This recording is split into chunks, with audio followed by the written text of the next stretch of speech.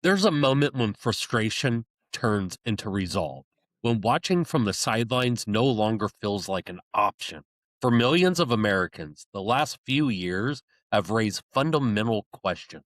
If accountability is written into the Constitution, what happens when it's ignored? Tonight's conversation isn't about personalities or party loyalty. It's about whether ordinary citizens still have meaningful role in enforcing the rule of law and what it looks like when people decide to push back together. Our guest is someone who believes accountability doesn't begin in Washington. It begins with citizens willing to show up.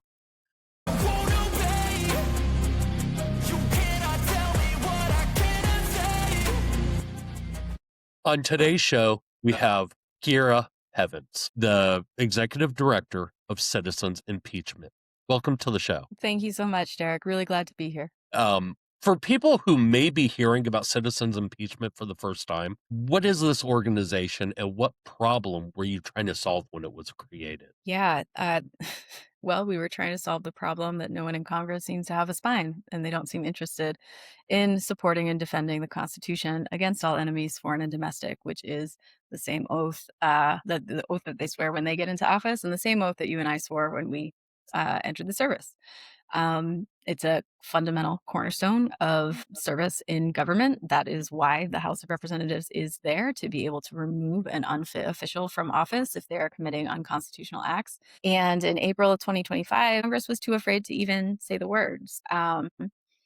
We gathered together 1,000 people, and we all sent an email at the exact same time to the representative offices. And we said, hey, this guy is a tyrant. You should impeach him for tyranny, and included an article of impeachment alongside that. And then 3 weeks later, one of those representatives picked up that article, added it to their impeachment resolution, and brought it to the floor of the House. So we saw real quick how quickly a concerted effort from citizens, provided we did it the right way, provided we got to every single representative at the exact same time and asked them all, what are you doing about this issue, and made them go on record. We saw how quick things could move. And so that was the genesis of this whole program. And now we have, I think, about 11,000 people across all 435 districts, and even some in far-flung places like the Mariana Islands. And is just a reflection of the country right now, where 84% of Democrats and 40% of independents are all looking for impeachment. Even 20% of Republicans back in April 2025, when that poll was done, said, well, this is not good. That guy's got to go. What pulled you personally into this work? Was there a specific moment, event, realization that made you say, I need to be doing this? Yeah. So I've had a lot of hats in my life. I haven't actually been an organizer politically until this past year. I have been a researcher, and I have, I've made phone calls for people, and I've helped out with campaigns, but I haven't initiated a movement myself. But at the beginning of last year, right as Doge was really ramping up, right before Liberation Day, and the tariffs all came down for the very first time, before we even got to all this craziness with ICE being deployed against American people and in American cities.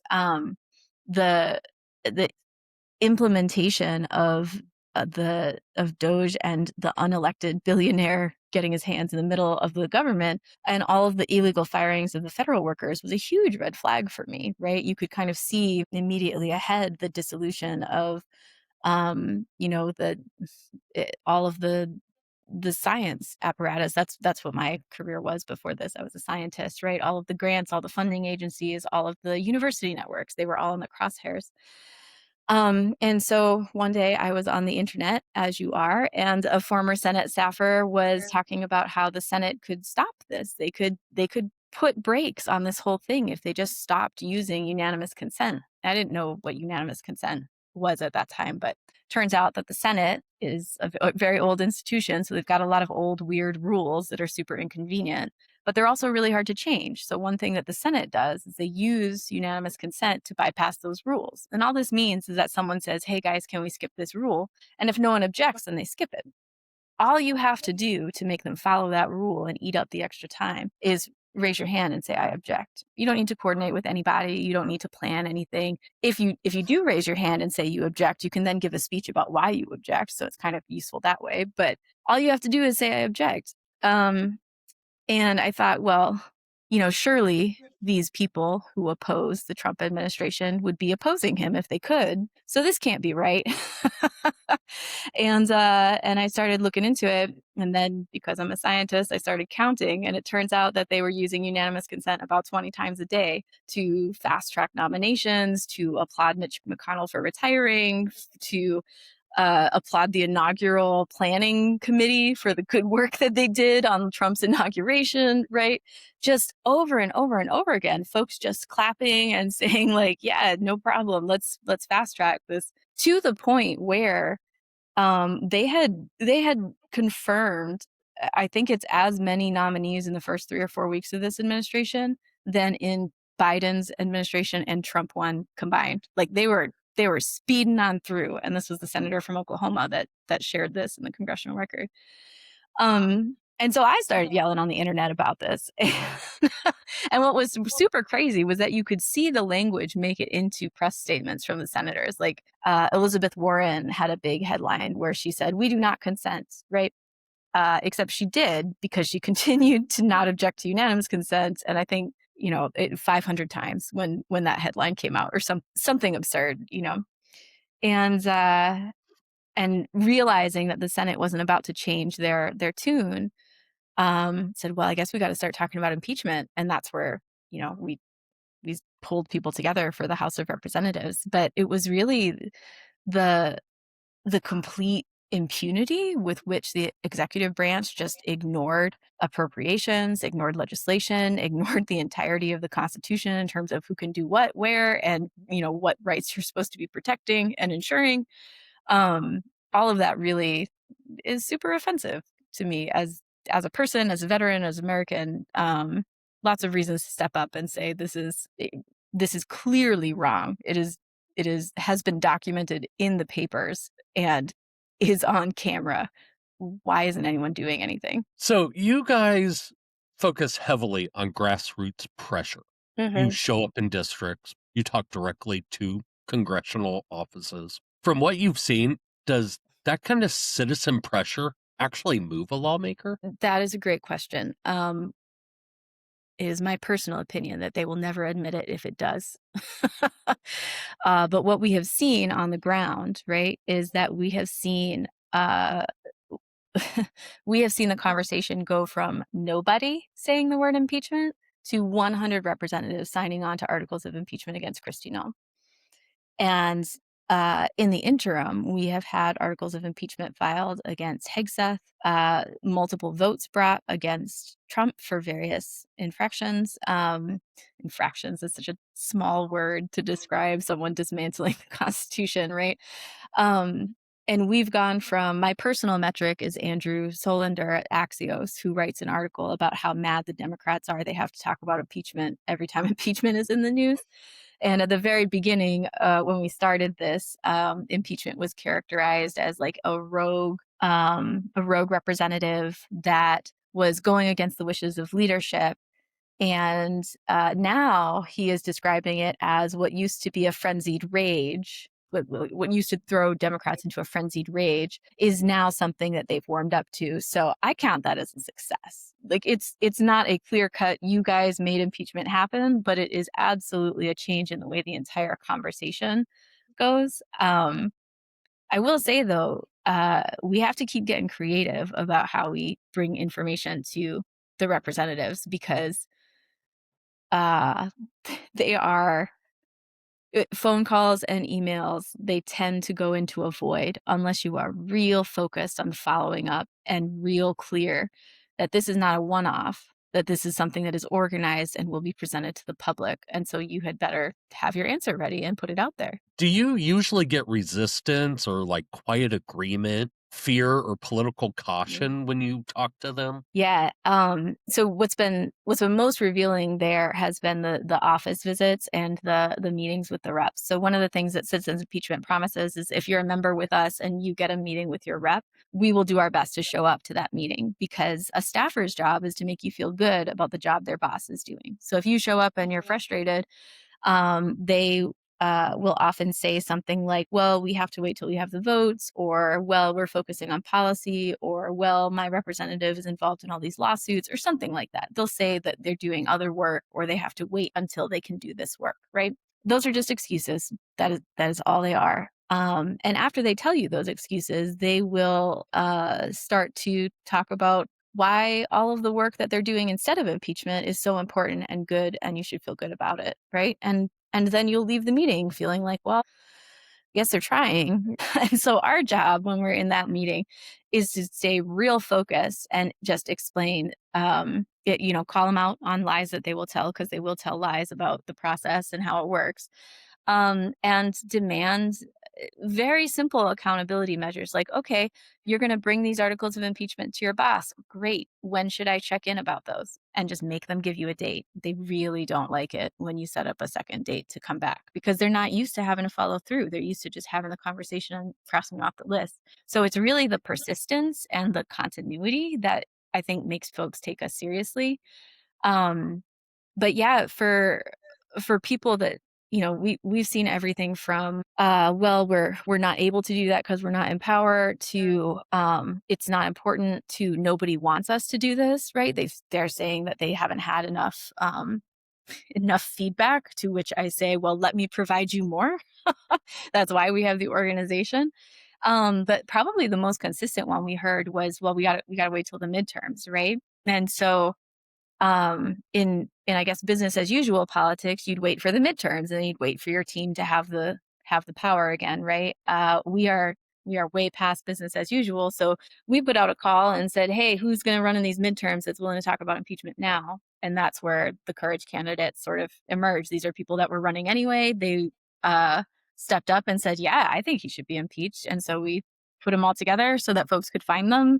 And it does feel like that's really what started to change the conversation. I know some of my viewers are going to be asking, why keep pushing this now? Hmm. And what is your response to that? Yeah. So it's kind of twofold, right? Let's assume that everybody that told us that they would get to it after the midterms was operating in good faith.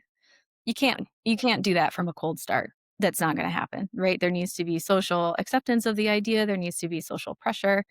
So that is what we are building right now. And we are the citizens. We can do whatever we want. We can be crazy, militant, waving the flag, just yelling that this guy needs to be out of office all day, every day, right? That is a service that we are currently providing to the government, quite frankly, is being those that unreasonable grassroots pressure, right?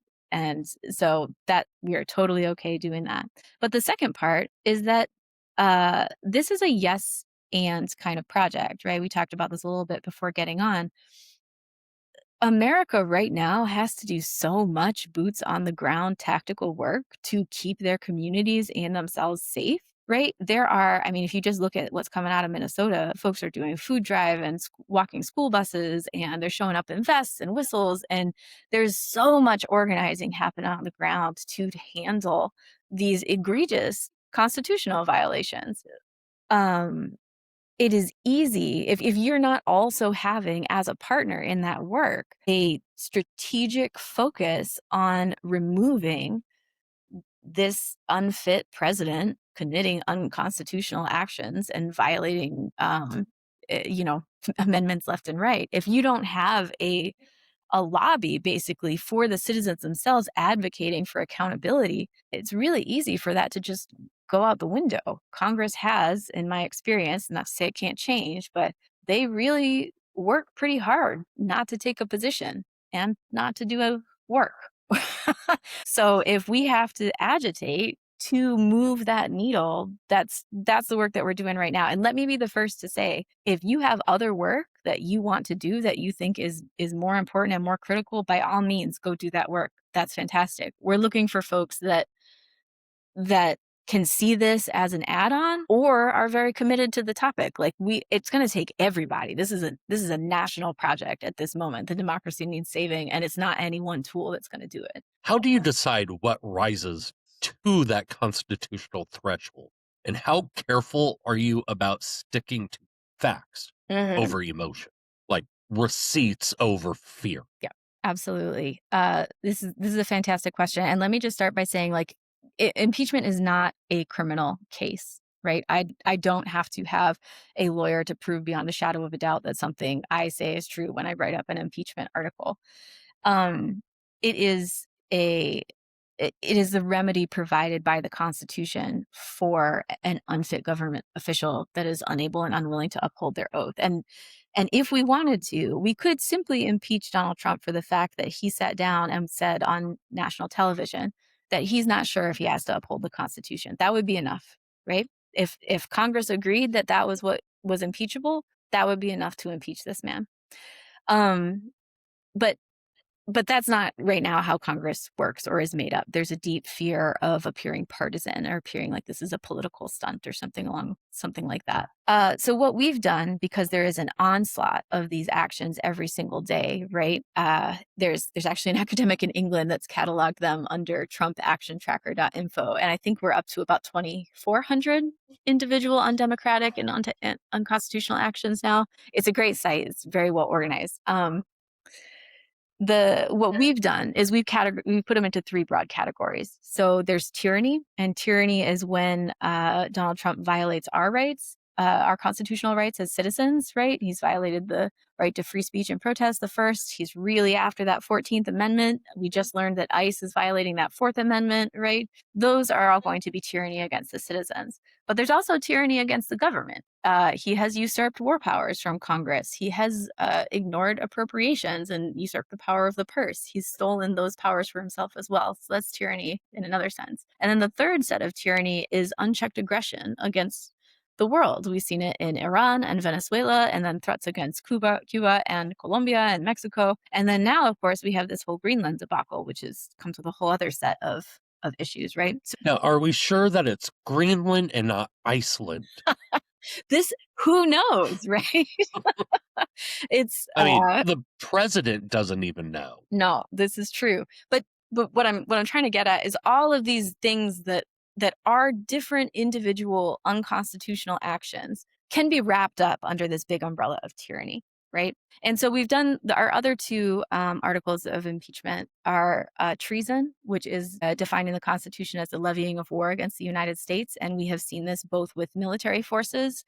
They're spinning up, it sounds like they're spinning up actual active duty military units now. They previously forcibly deployed the National Guard. And then we have the paramilitary forces, ICE and other federal agents that are showing up and kidnapping people. That is levying war against the United States. That is treason. And so that's what we are, that's a secondary article. And then the third one is real straightforward, the obstruction of justice with regards to the Epstein files. If you look at the actions that Trump has taken with regards to suppressing the Epstein files, and you look at the articles of impeachment written for Richard Nixon and Watergate, the actions map up. And so that's what we did for that article of impeachment. We just updated Watergate articles for today for the Epstein files.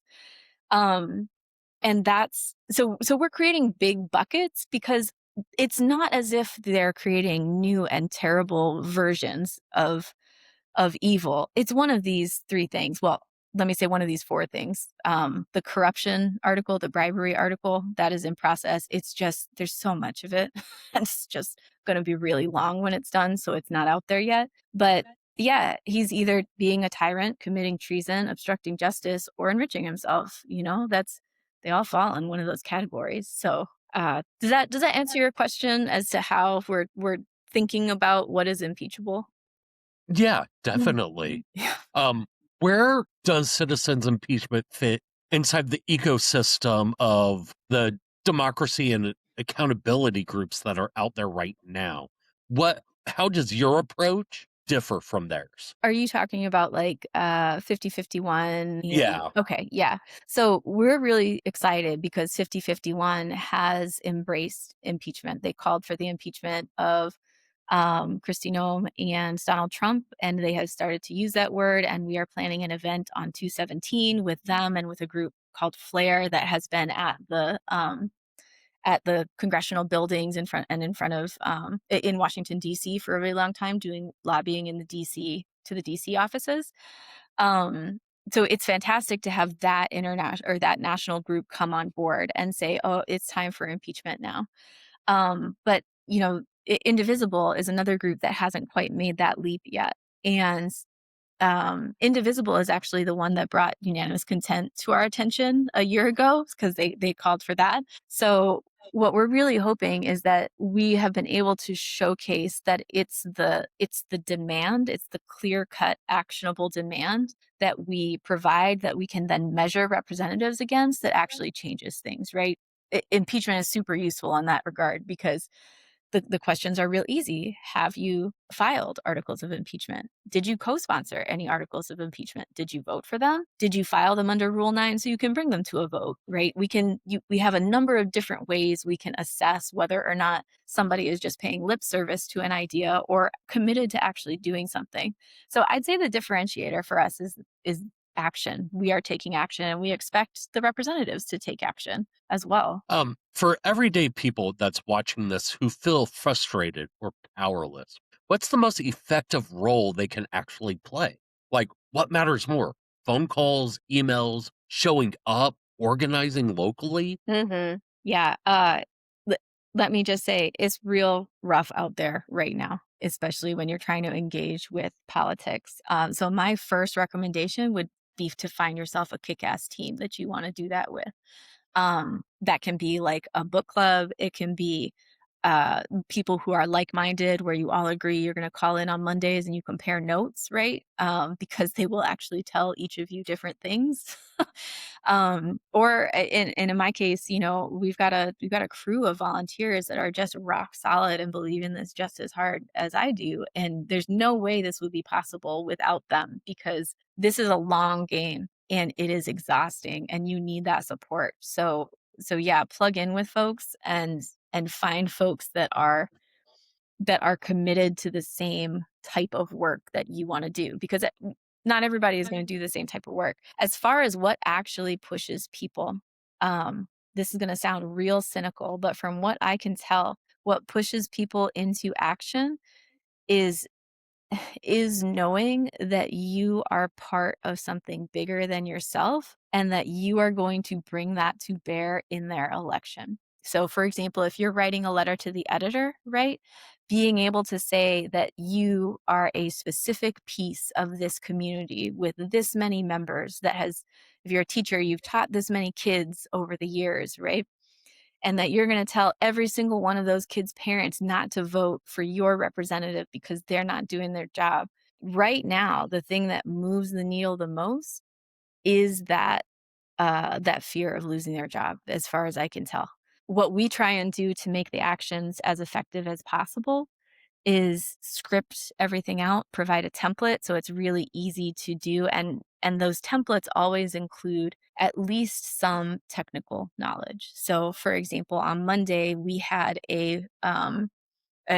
on Monday, Robin Kelly's information or articles of impeachment had already been submitted. There were already 70 or so co-sponsors, and we asked our members to do one of three things. They'd email their rep, but if their rep was on their judiciary, they would ask that judiciary member to bring the impeachment articles to a vote because we need to get those out of committee and send them to the floor. If their rep was a co-sponsor, we asked them to take uh, that same situation and ask their members to remove the articles of impeachment from the judiciary and bring them to the floor anyway under Rule 9. Um, the judiciary doesn't want to be undermined, right? But we want to vote. I don't care how I get to a vote. I want to vote. So that's two levers. And then the third group, we just ask people to say, support this, vote for it, become a co-sponsor if you haven't already, right? And by putting our team, our members against these three different prongs and, the collective outrage of the United States at the murder of Renee Good, we had we had a lot of we had a lot of responses from offices this time. They told us that they can't actually take it out of committee until 15 days had passed. Okay, that's a new note on the calendar. That's the next time we reach out to them. Like, it is the collective action and the coordinated action that really makes a difference. This sounds like a long, long fight, and it's Mhm. been going on. How do you stop the burnout? How do you prevent being burnt out from this? Yeah.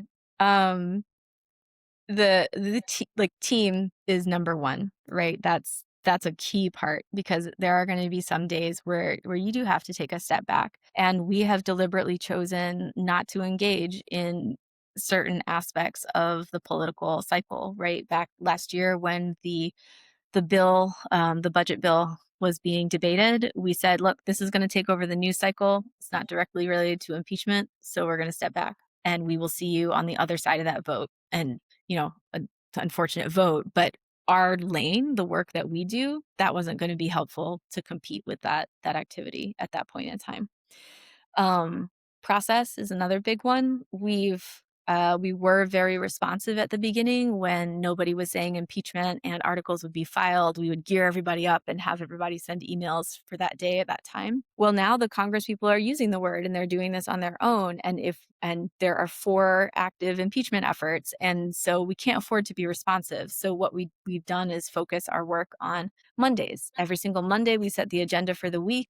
We have articles written up, or maybe not always a new article, but we have templates written up. We've got a script for you guys to follow. And we all do it together from Monday to Wednesday because those are the only days that Congress works, right? And so process has also been a big one. And then the third aspect is that it's actually more than this, right? What we've learned, we have a bigger vision than just impeachment because there will be an after at some point. And what we're really doing here is we're trying to reconnect government with the people that are being governed. That's the thing that we're trying to do, right? Impeachment has been popular since April of 2025. Every time they do a new poll, they find out that rural districts are in favor of it or swing districts are in favor of it. Um, it's a popular thing. It's way more popular than Trump. And yet the government doesn't do it. And there's a lot of issues like this, right? Like universal health care. People would like that. Everybody's got to got to have health care. That's a thing we want, but nobody does it.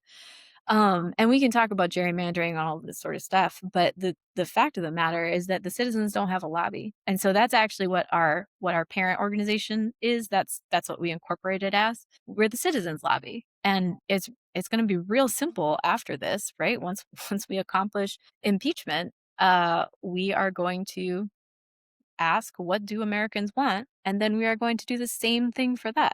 It's because nothing is actually impossible. Politics is the art of the possible. And so we will push for what the citizens want. I mean, ideally, this is what Congress would be doing, right? Theoretically, that's why we elected them. But if they're not, all right, we'll build it for ourselves. Most of my viewers are here in Indiana. What base do you have here in the Hoosier State? Yeah, let me actually just look you guys up.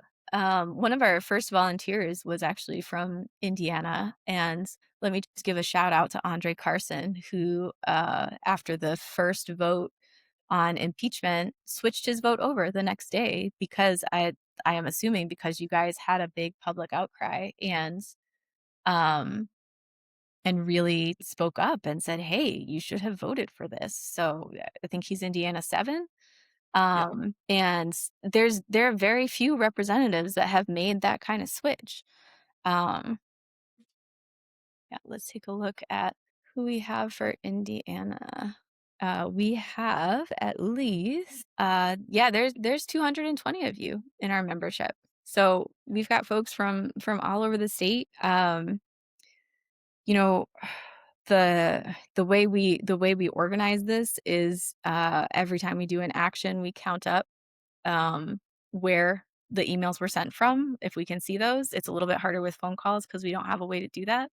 Um, but it's worked out to, maybe 4 or 5 people each week emailing their rep. It doesn't necessarily have to be the same people, right?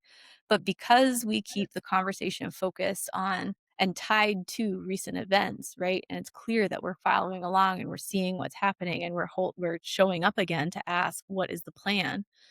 it really makes a difference in the way that conversation goes. How would a member combat, because we have a 7-2 difference in our congressional representatives, 7 Mhm. Republicans, 2 Democrats. Sure. The 7 Republicans are deep red maggots. Mhm. How does a member, get into their heads? Like, if I were to contact my representative, Jim Baird, Mhm. how would I get the message through to him, even though he's sat at the right hand of Trump? Yeah. This is a strategy game, right? Uh, Flipping Jim Baird is is like a I don't know, like a natural 1,000 if you're rolling dice, right? Like that is a crazy, unlikely series of events. But Jim Baird is an elected official, and just like all elected officials, right, he's got to win his elections. And so the campaign is for the people of your country or of your county. And if you have a primary challenger, jumping in with them early and often it can have huge results. That really is something that people pay attention to, and that the incumbents look to as a signal. What I would say is that if you uh, there's a misconception that we maybe shouldn't be protesting Democrats because they all agree with us anyway, right? And we should be protesting Republicans because they just need to get on board. Um, but the the Democratic representatives might be saying the right things, but they are not taking action in the way they need to. Every single one of them can drop articles of impeachment every single day if they felt like it. It's not actually a big drain on resources or time.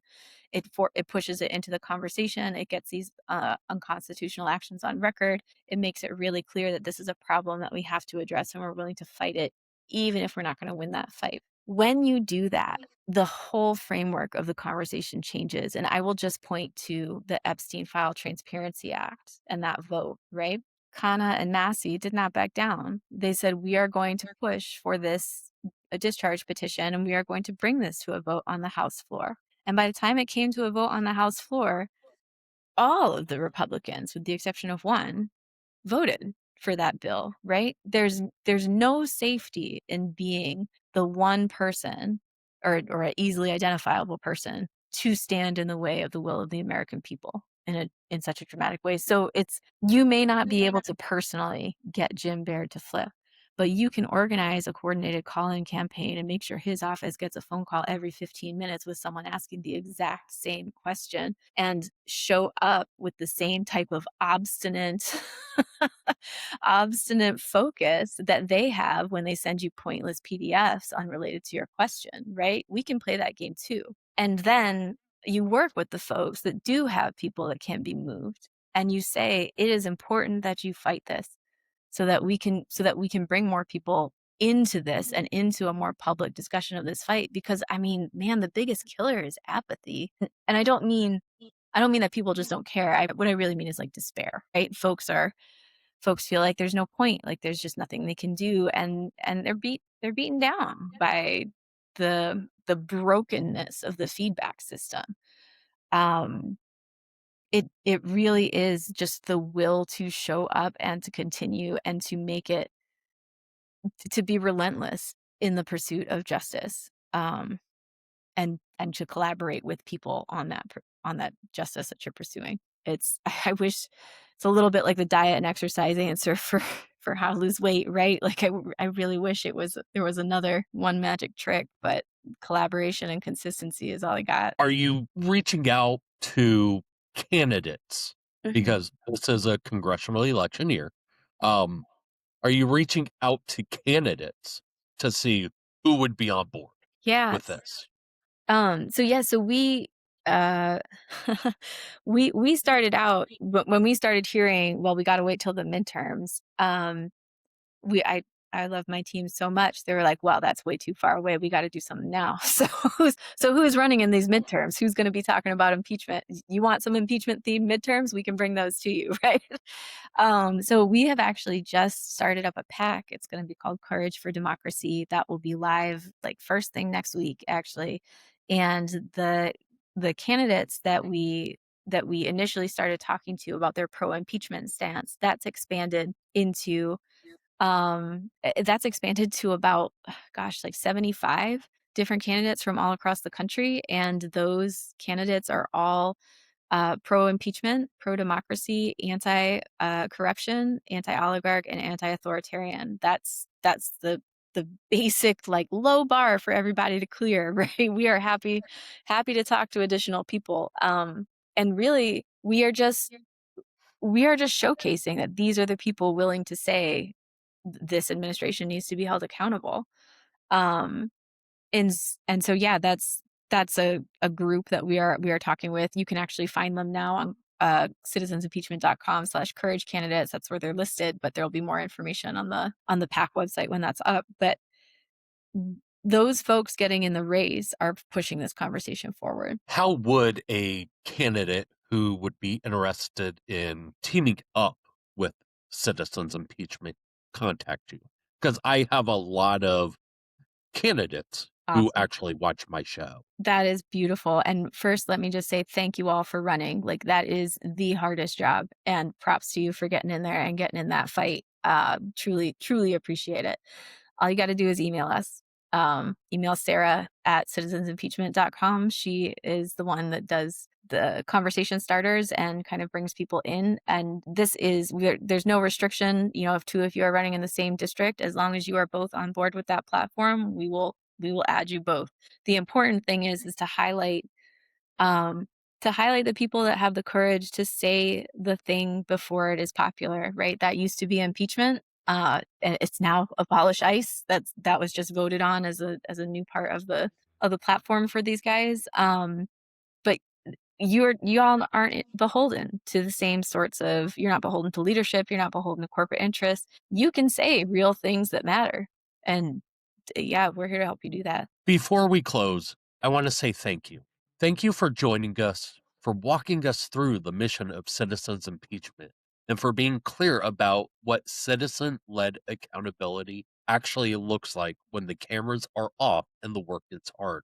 Whether people agree with every tactic or not, this conversation raises an essential point. Democracy doesn't function on autopilot, it requires pressure, participation, and people who are willing to insist that constitutional tools still mean something. For everyone watching, this isn't about one organization or one moment in history. It is about whether accountability remains a living principle. So, as always, stay informed, ask questions, and always hold them accountable.